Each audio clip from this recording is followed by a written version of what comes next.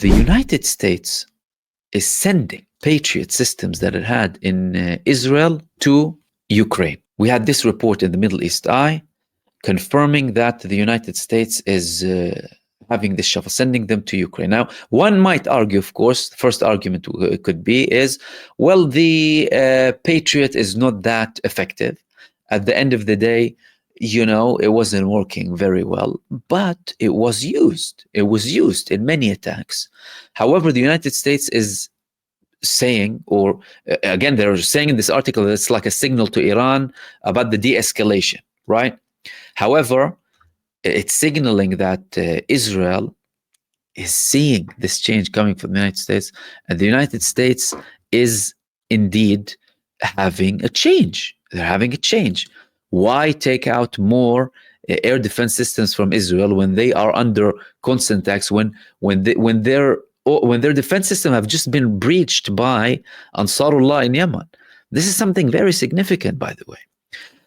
And they're saying here that this could be a signal to Iran. And of course, the United States clearly is in intense talks with Iran. They want to try and reach a deal with Iran, but they are having these moves. They are having these moves, whether it's for the sake of Iran, whether for the sake of they're doing that, they're taking air defense systems from Israel and moving them to Ukraine.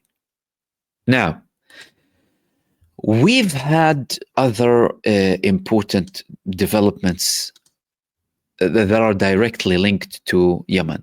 And one of them, of course, one of the main developments is the Israeli attack. Israel carried out another attack in Yemen today. They attacked Sana'a, and they attacked multiple places. But there is a pattern of the Israeli attacks. There's a pattern in the Israeli attacks. So, for example, one of their attacks today was conducted against a cement factory. Now, before they attacked, I spoke to you about the fact that Israel likes to have these cinematic scenes when they conduct attacks, big fires, big places, something like that's why they went to oil, okay, the port as well, lots of smoke, lots of fire, burning oil for hours. Then a cement factory. What does a cement factory do? Civilian cement factory, building, property, whatever. What does it do? It releases a lot of smoke and clouds, right? Lots of dust that can stay there and cause a lot of damage. This is what these are their targets in Yemen. This is Israeli strategic targets. Garbage, all just to show. They don't know where these people are. They don't know where they keep their weapons. They're unable to stop the attacks against them. And they're unable to stop the blockade imposed against them in the Red Sea. And now without American support. Is there any ship that will be daring to move in the Red Sea if there is no American support? Some ships were moving with the American support for Israel there. What ship is going to even try and move from the Red Sea now with a deal reached that excludes Israel between Ansarullah and the United States? Tell me. Nothing. So Yemen is attacking. They are increasing the attacks. They're saying the Ben Gurion attack is just the beginning. We have more to come. You escalate, we escalate. But Israel, of course, comes out with these. So we have this report here. Second day, shuts down Sana'a airport. Attacking plants, factories, and one of them was, there was another link to a cement factory inside of Yemen. Again, trying to portray power, trying to cause big scenes so that, you know, people can see, oh, look, massive, gigantic attacks against Yemen. When really and truly, their attacks in Yemen are similar to the attacks in Gaza. I mean, not to the intensity of the genocide in Gaza, but the destruction of civilian facilities and nothing that can stop the resistance against them. Gaza, 1.5 years of full-blown genocide, full-blown savagery and barbarism against innocent civilians, and they haven't achieved anything. The resistance is still there. Quality attacks against the terror forces, and they are being confirmed by Israel. Yet, despite all of that, Israel is saying now that they want to expand this operation.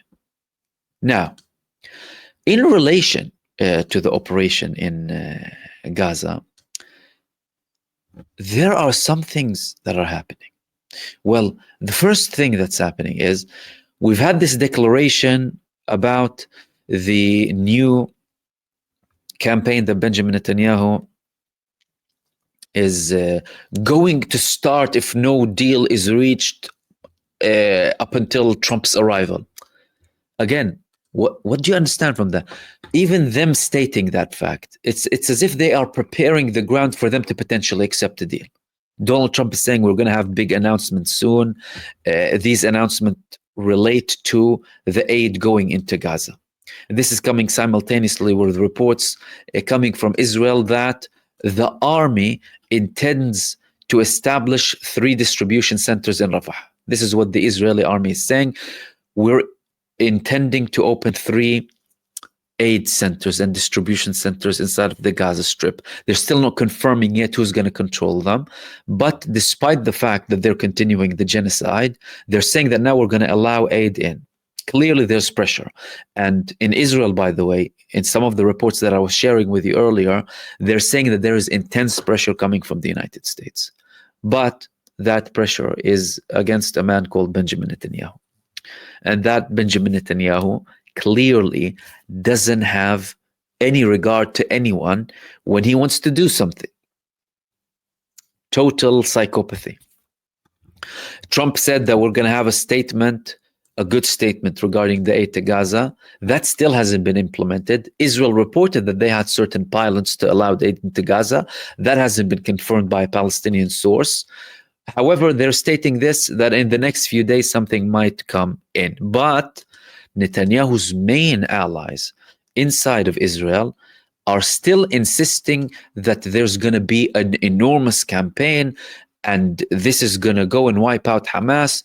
And as a matter of fact, the Israeli finance minister, Bezalel Smotrich, is saying that in 6 months, there will be no Hamas in Gaza. After more than a year and a half of war, and after the cabinet approved the expansion of the fighting, the finance minister described the picture of victory in his eyes, saying that Gaza will be completely destroyed. Its citizens will concentrate south of the Morag and start leaving to other countries. They will despair.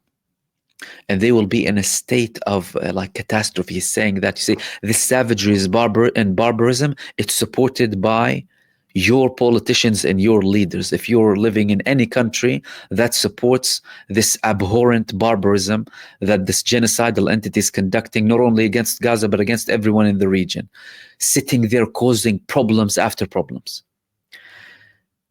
Now, he's serious, but there's something interesting in his statement. What is that? He's saying in 6 months there will be no Hamas in Gaza. Why is he saying this? Why did he not say this before? And why is he confirming that aid will go in? Well, firstly, Bezalel Smotrich was a man who refused to allow aid into Gaza. He was constantly criticizing Netanyahu for allowing any aid in, saying starve all of them to death. And there were people in Israel, the British Prime Minister Keir Starmer was legitimizing the starvation and saying it's legal to kind of starve people in the beginning. But in Israel, there have been people who said, well, starve all of them to death.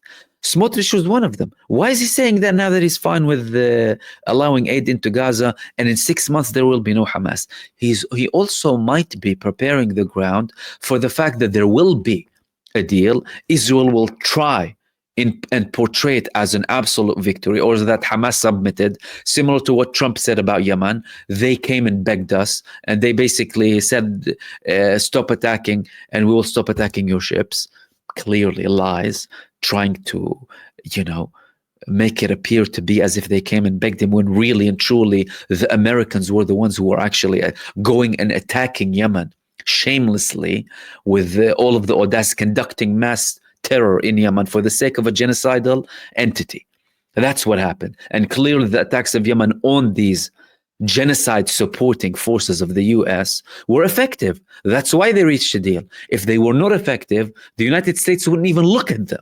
They wouldn't speak with them. Likewise with Gaza. If Hamas was not capable, if Hamas was totally defeated, they wouldn't talk with Hamas, would they?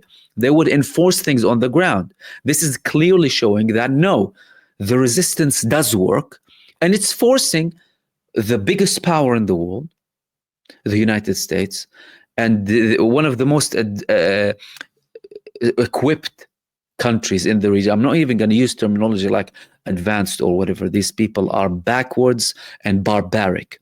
The genocide state by the least equipped side, Gaza. Now, where are things going? This is the big question. If Smotrich is saying that in half a year there will be no more Hamas, well, that means he could be preparing the ground for a deal. That means he might be expecting that something might happen, and I want to justify my presence in the government. Therefore, I'm going to have to say from now that Hamas will be done. And because Hamas will be done in 6 months, we might get a deal now. That's one interpretation. The second interpretation is that Israel is totally delusional, detached even from the United States now, its biggest ally and supporter, and they are going ahead with what they think that they can achieve. But they are constantly met with reality checks. These reality checks are given to them, are handed to the government by the IDF Chief of Staff. Of course, the IDF Chief of Staff is a war criminal, like all of the others who are participating in this genocide and supporting it. But how is he trying to give them reality checks, and is he trying to potentially stop what Israel is doing now in Gaza? Firstly, I spoke about this several days back when he reported about the horror scenario. He basically came up with a scenario to the government, telling them that if we plan on expanding the operation in Gaza and going there with more troops, we will have a lot of soldiers killed. Again, from the IDF Chief of Staff, confirming what? Confirming that the resistance is capable, confirming that the resistance is strong, confirming that the resistance, like it put your child-killing troops' heads in the sand of Gaza before, they will put their hands in the sand of Gaza again. This is what he's confirming. They, of course, still going ahead and making these statements. But now he's saying something else and actually doing something else. What is he doing? He is going and sending more orders for the Orthodox community to go and serve. In this report, they're saying, Chief of Staff Damir decided on a drastic step which sends a message to the government. Against the backdrop of the widespread mobilization of reserves, Chief of Staff Eyal Zamir ordered a move that expected to cause a stir in the Haredi leadership. A stir in the Haredi leadership who are in the government for their own purposes, by the way, not because they love Benjamin Netanyahu, just because that they get the money, they get the funding for what they call the yeshiva, their religious institutions, and they constantly get exemptions from serving in the army, despite theatrics conducted by Netanyahu and his government that they're trying to force them into conscription. But he reached a deal with them, Netanyahu, with the Orthodox and Haredis, telling that no problem will pass it. He's been criticized by the opposition, by the others in the society in Israel, saying, well, why am I going to die for the third and fourth time, risking my life for Netanyahu when his son is not here anyway, bathing in Miami? And over half of the state almost are getting an exemption for religious purposes. So he already gave them an exemption. But the IDF Chief of Staff is using his power as the IDF Chief of Staff to send the orders to the people despite refusal from the government. What does that mean? That means that there are tensions between these people. That means he's doing something that could increase the tensions between Benjamin Netanyahu and key elements that hold his coalition together. Again, not necessarily for liking Netanyahu, by the way, for their own interest. These people, some of the religious groups, leaders in the Israeli government, they were arrested for corruption, by the way. Money and stuff. So they just want their money and they want to have exemption and they want to be funded by the state without serving. Something that, of course, the rest of the society views as a strain and double standards and hypocrisy. Why are you doing that? Now he's sending the orders to them in defiance of the Israeli government and in defiance of Benjamin Netanyahu. Now,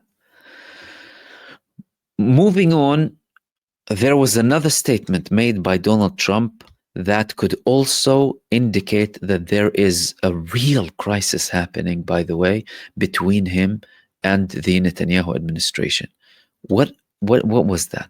Well, Donald Trump just landed a bombshell in relation to the Israeli prisoners in Gaza. Again, shocking everyone out of nowhere and without any coordination. What was it? He said that 3 hostages were killed, only 21 left alive in Gaza.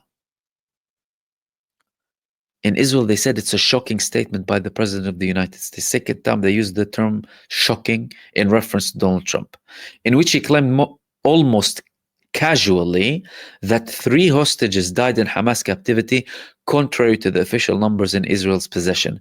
The reliability of the information is unclear, and Israel has no confirmation of this. He also referred to Iran, the important period in its history. So Donald Trump is coming, giving information about the people who Israel claims to be the most important in this whole campaign, the prisoners, the Israeli prisoners in Gaza, or what they call the hostages, and landing this information. Firstly, this could be classified information, very secret information, that the news are reporting. How did he get that information? He could have received this information from his direct negotiation with Hamas. Because don't forget, that was yet another step showing that there are differences between the US and Israel, or more cracks in that relationship. How? Well, Adam Bowler was spending months talking to Hamas, and then he had statements calling them nice guys like me and you, and reports that they were having Arab desserts after midnight with fresh orange juice. They could have given him information. Why? Because Hamas, from their side, they don't have problem with the United States apart from its support for Israel. And they always said that we have a problem with the Zionist occupation. This is what they constantly say. No American or nothing. Of course, the garbage propaganda of Western mainstream media constantly tells you, and fear mongering and whatever about Hamas, for the sake of the Zionists, not for the sake of anyone else. And they were criticized internally for that too. But he made this statement now. The families of the prisoners of war are sitting like, the United States president is coming to tell us that people are killed, and our prime minister is not telling us that 3 of them have been killed. Do you see how that could be a deliberate attempt or a deliberate move coming from Donald Trump to show Benjamin Netanyahu in a bad way to the Israeli public? Him declaring that 3 of them were killed, only 21 left. Who's the one to look at now? Netanyahu. The people tell him, well, why are you keeping this information for us? Why is the American president saying this? You're supposed to be best friends with him. Are you hiding something from us that we don't know? And what led to the United States president to make such a statement in relation to such a sensitive topic to the whole world? And if it's true, then look, you are killing the Israeli prisoners inside of Gaza for your own interest and for your own benefit.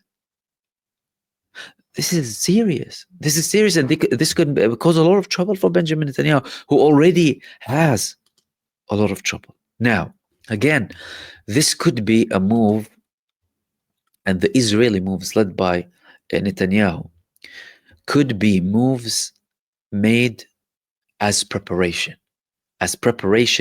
for the potential of reaching a ceasefire, especially with them giving Hamas this last chance right? Or we will go into Gideon's chariots. That's on that front. Then Israel was crying about everything burning. The Zionist entity was crying that things were burning. They got things relatively under control now. But their rabid squatters in the West Bank keep burning Palestinian lands. Olive trees, thousands of years old, older than their hideous faces, way older. They burning them and going there protected and supported by the Israeli army and conducting these arsonist attacks against the population that, of course, in many cases lead to killing. When I commented about the BBC's Louis Theroux documentary, I made one point, that the squatting establishment, or what's labeled as the settlement establishment in Israel, is not the settlement establishment, it's Israel as a whole. Stop trying to show us and tell us that, oh, it's these settlers. Who protects them? Israel protects them. The government protects them. Central government, left or right. The leftists in Israel, or those who call themselves leftists, or the opposition, who criticize some of the settlements and the settlers and settlement establishment, are big hypocrites, because they are the ones who facilitated this establishment and constantly supported it. But there's a big problem, and that big problem is Israel used to try and hide this as much as possible alongside its backers. But now the problem is that these people in power, and they're portraying things as they are. And from an Israeli perspective, that's problematic. However, this terror of the Israeli squatters has been supported since the establishment of the state. And there is no difference between the rest of the state and the squatting establishment. The only difference is the other side hides the truth, whereas those openly speak as they actually believe. The others might, try and hide it, say, oh no, it's not good for the PR, let's hide it, let's cover up. But no, the settlers tell you, this is us, this is our establishment, and this is what we do. Then,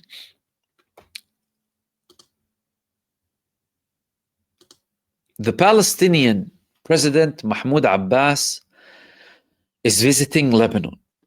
Why is he visiting Lebanon? He's visiting Lebanon to disarm the Palestinian resistance. Why exactly is he planning to disarm the Palestinian resistance? Because, well, there's no need for armed resistance against a very peaceful country that constantly, gives you whatever you want and gives you your rights and is so peaceful with you. Why should anyone have arms when we have such a wonderful country next to us that is giving us exactly everything that we want?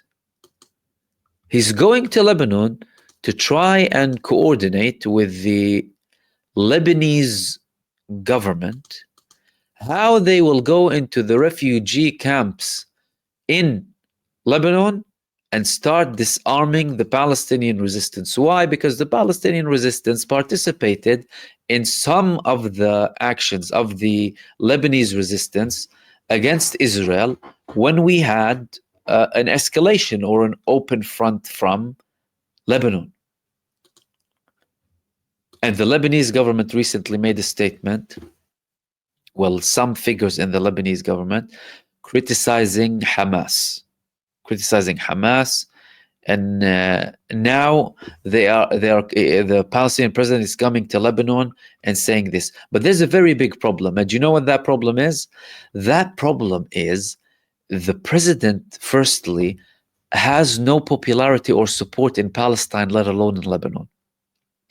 In Lebanon, leaders of the Fatah movement have openly criticized the Palestinian President Mahmoud Abbas, who's the de facto leader of Fatah and the de facto president of the Palestinian Authority. Therefore, chances are slim that people are going to coordinate with him. Slight chances, by the way.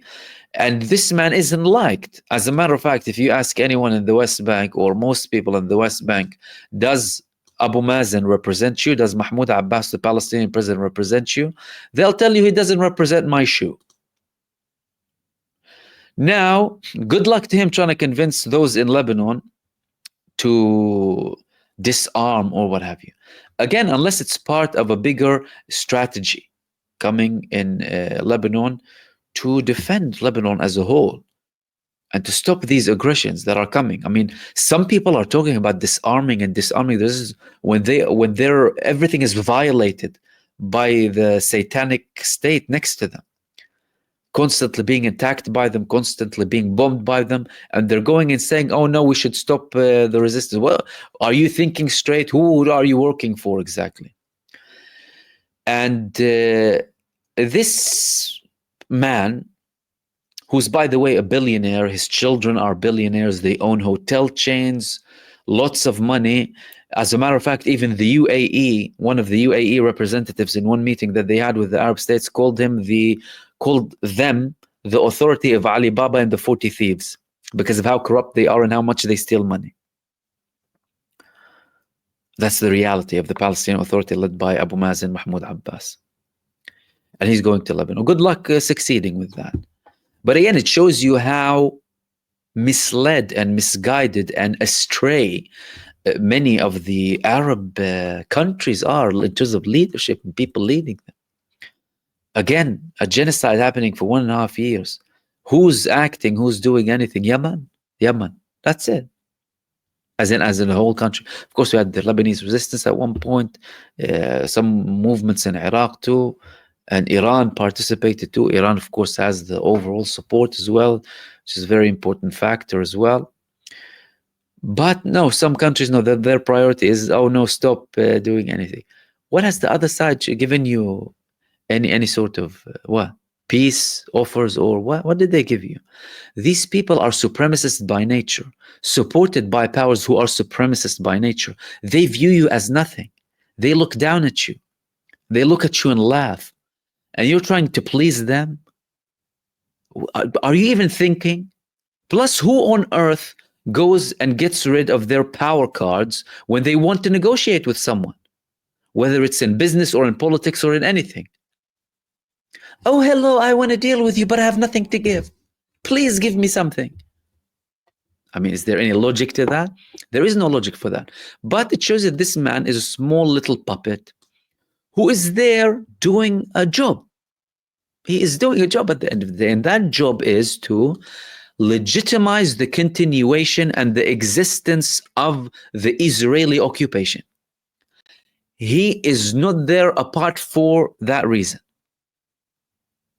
The Palestinian Authority of the West, but under that authority, Israel expanded its squatting establishment, expanded the number of squatters from 100,000 to approximately 1 million, constantly killed people, instilled its apartheid of the West Bank, stolen more lands, expanded all of the what they call the settlements, abused more Palestinians, detained and killed and imprisoned and kidnapped more Palestinians, and besieged locations, starved many people, destroyed more homes. And this man is sitting there cooperating with them. As a matter of fact, under their thumb, doing as he's told. A puppet for the Zion. This is what he's doing. And he's trying to do that with Lebanon too.